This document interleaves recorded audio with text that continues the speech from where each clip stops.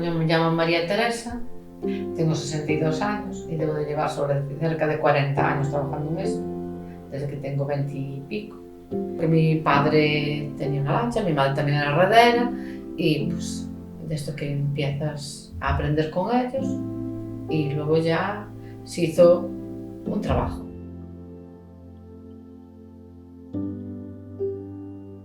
La redera es una persona que arregla aparejo o las artes que llevan los barcos para pescar.